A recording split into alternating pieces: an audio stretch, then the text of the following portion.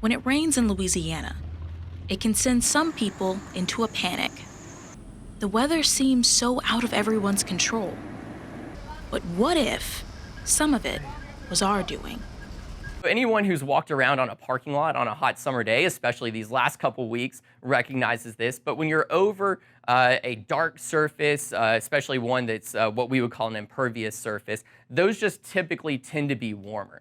Paul Miller is a coastal meteorologist.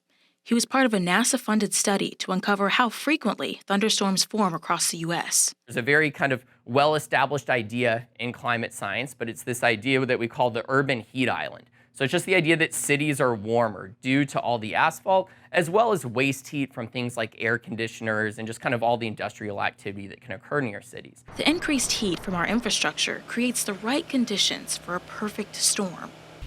Multiple storms, actually.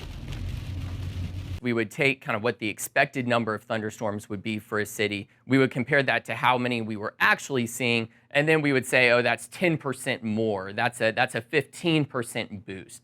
So something like that, instead of looking at raw numbers. Usually, bigger cities with more infrastructure generate the most storms. That's why initially, Miller's study focused on cities like Atlanta and Miami.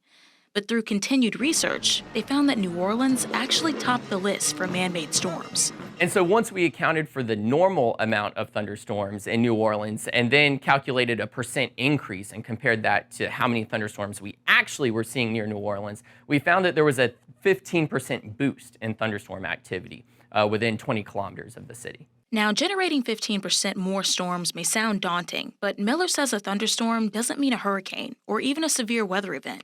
It just means rain. These aren't necessarily tornado producers or things that are really going to cause widespread damage. However, as we've seen in New Orleans even this summer, just having a few of those thunderstorms occur over the city can lead to flash flooding.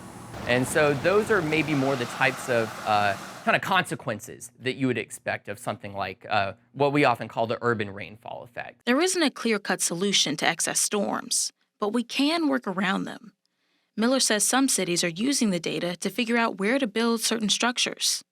But until then, the rain is just something we'll have around for a while.